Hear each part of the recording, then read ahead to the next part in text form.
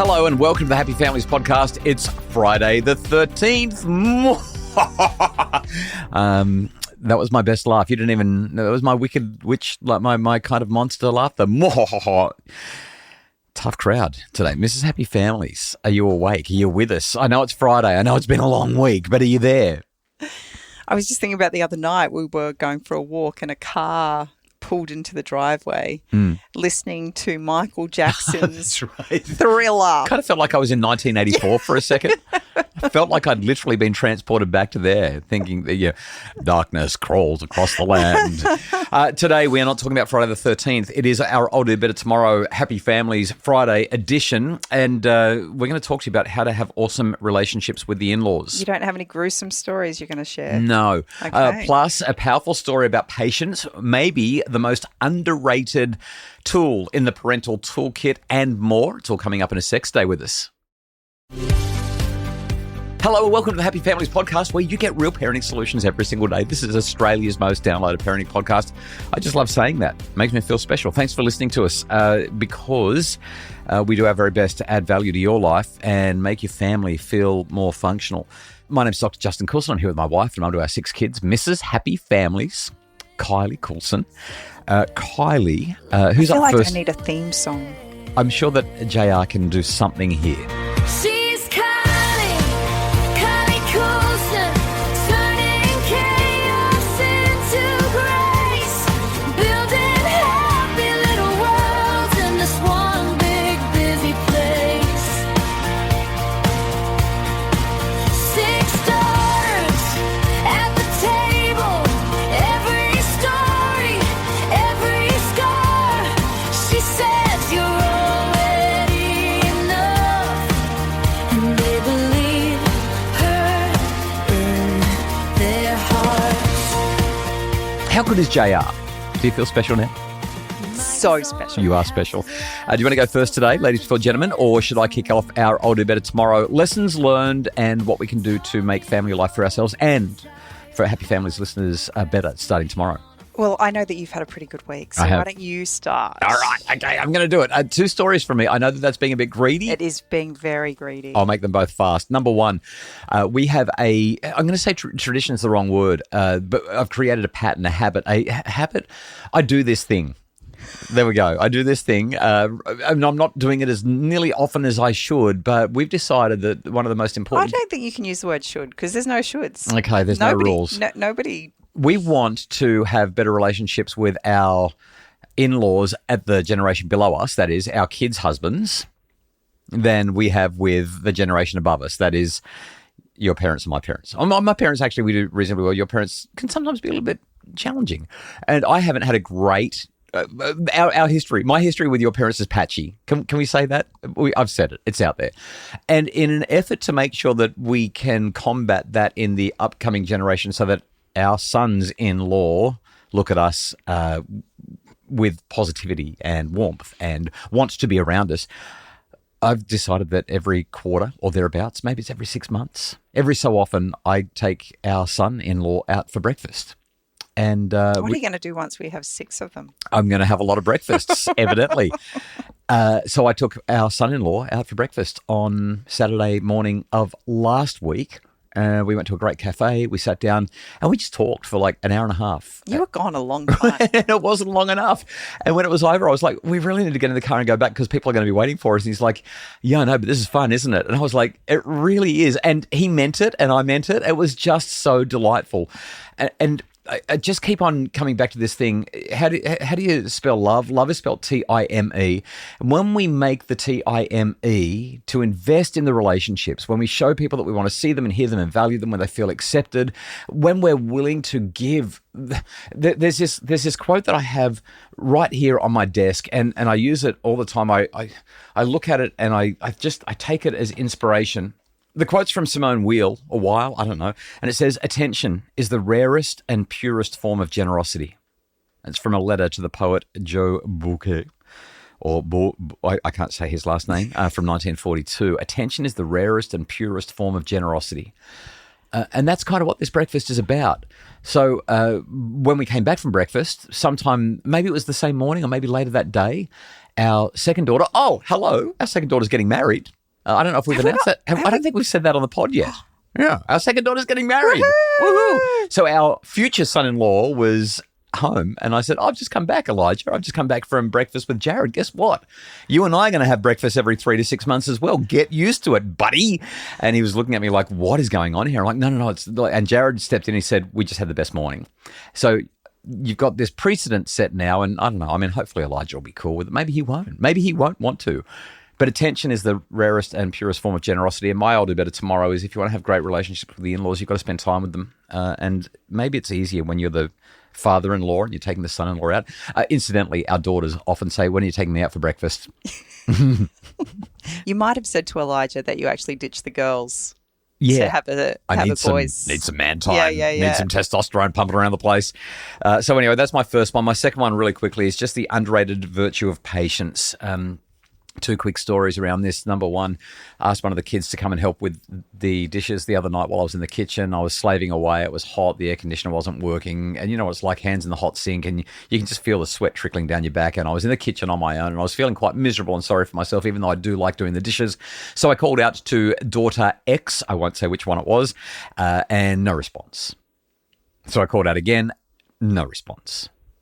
Called out a third time, no response. Fourth time I went to the door, because this is what I teach people to do. Actually, make sure you've got people's attention before you start talking to them. And I said, I've called you 4 times. And she said, I've got my headphones on. I didn't know.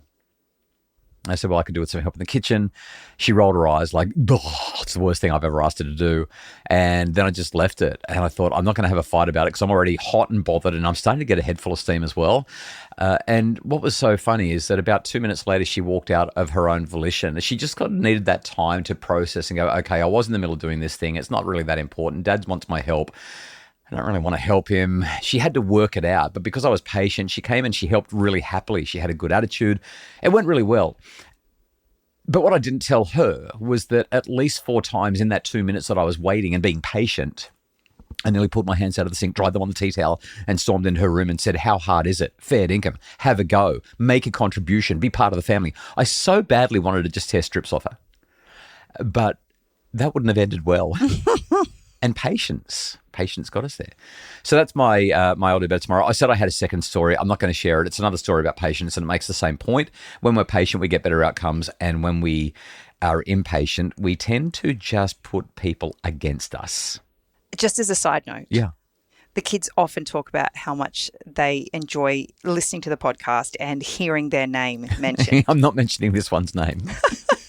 But after you'd taken our son-in-law Jared out for breakfast, he made the comment that he'd asked ChatGPT if he knew who Justin Coulson's son-in-law was. Sorry, I just need to clarify. ChatGPT is not a he.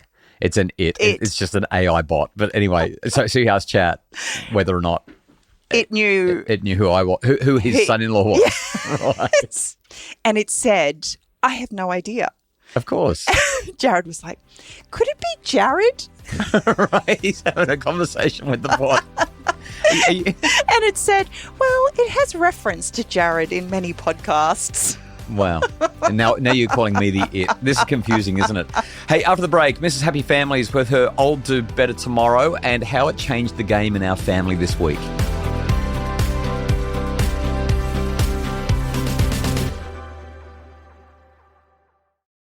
We're back. This is the Happy Families podcast. Thank you so much for listening. If you're enjoying the pod, please like, subscribe, and even share the podcast with people around you. The more people who find out about it, the more families we make happier. And that's kind of our goal here. No, not kind of, that's explicitly, that's precisely what we're looking for. We want to make an impact. If our podcast helps your family be happier, if it gives you some entertainment in the morning, if it makes a difference in your home, please share the pod with those around you. Leave us a 5-star rating and review. We like those too. Mrs. Happy Families, over to you. I'll do better tomorrow. What did you learn this week? What did you get right? What did you get wrong? How does it change the game for all of us? A handful of years ago, I watched a reel where a mum shared that she just had this little catchphrase that she used to share with her kids every time they left the house. It was just a little reminder of who they were and what they stood for. And we created our own as a result of that. We did. And I have to admit that when our kids go away, whether it's just overnight to hang out at a friend's place or they've going on a road trip for 3 or 4 days, Yeah. I kind of Breathe a sigh of relief like I do. I do. Yeah. I do, because I feel like I can just focus on the people in my space. And we have so many people in our space, so when there's one or two less, it does feel kind of good. Okay. Yep. But as a result, sometimes I think the kids that are away wonder if I am thinking about them. Yeah. And it's not that I'm not thinking about them, but I'm not worrying about them in the same way I have to worry about the people in my space. Yeah. Out of sight, out of mind. Kind of, a little bit. And anyway, the other day we actually had 3 children away all at once. They were all hanging out with different friends over the weekend. And normally I wouldn't even think about it. I would just be like, they're having fun. If they want me, they know where to get me. And they're all adults. Like, they can figure life out. They're okay. But at the last minute, before I turned the light off that night, I just sent them our little catchphrase and just said, just wanted you to know I was thinking of your love, Mum. And I woke up the next morning to 3 different phone calls. Oh, wow. They each rang me just to fill me in and let me know how their night went and what their day looked like and what time I could expect them home. And it wasn't because I asked them, I peppered them with lots of questions. It wasn't because they felt like they had to. It was because I had taken the time to just connect with them, even though it was one way. They got my message late at night. It made them recognise and know that they were loved, and they were willing and excited to share their news with me the following morning. And it was just such a beautiful reminder to me that we can get so caught up in what's right in front of us that we miss opportunities for connection that are desperately needed by our kids. Because I still stand by the fact that they actually want us in their lives, even when there's silence, even when there's surly eye rolling and Just kind that of ornery attitudes. They want us. They want to share their world with us, and we just have to give them the teeniest reason to jump, and they will. So I'm going to be a little bit personal here. Our catchphrase, we've got a faith background. We've never shied away from sharing that, is choose the right, be a light, trust in God with all your might. And that's what you sent them that night. I did. So I was thinking about there'd be a lot of people who are listening who are not religious but might want to think, well, what could a catchphrase be when the kids leave? How can I inspire my children to be the best selves when they leave the house, right? And that's the whole purpose of that catchphrase. And so I jotted a couple down. Be kind, be brave, be you. I love the idea of just encouraging our kids to be strong and caring, but to be themselves, to tap into their identity. Be kind, be brave, be you. Imagine saying that every time your kids left the house. How inspiring. Like, that message gets in. Another one that I jotted down, choose courage, spread joy, grow. Oh, maybe it's a bit cheesy. I don't know. But I just love the idea. Again, there's that choose courage. And when you say spread joy, you're kind of saying be a positive energizer in the lives of the people around you. Here's another one. Make it count, lift others up, never give up. So these kinds of ideas, I don't. It doesn't have to rhyme. It doesn't have to. It's about tapping into what your family values Your family are, values, yeah. And just being a really quick, easy reminder to your children each time they walk out the door. Yeah, be your best self. Yeah. Be a great example. It can be so simple, but we've just found that those 3 little things that we say make a really big difference, and I think that they've changed the trajectory of our family. So love you. I'll do better tomorrow. Hopefully it inspires other families to help their families to grow and thrive and to stay connected as well. That's the through line for today. We hope you've enjoyed the Happy Families podcast today. Thanks so much for listening. The Happy Families podcast is back Monday with more great episodes to inspire your family to happiness, including a conversation about Life 360 and whether we should be tracking our kids. Big topic. Thanks so much to Justin Rulon from Bridge Media. He is the producer of the podcast and makes it sound awesome, makes us sound great. Mim Hammonds provides admin and additional support. If you would like more information to make your family happier, visit us at happyfamilies.com.au and have a great weekend. She's Kylie Colson, turning chaos into grace, building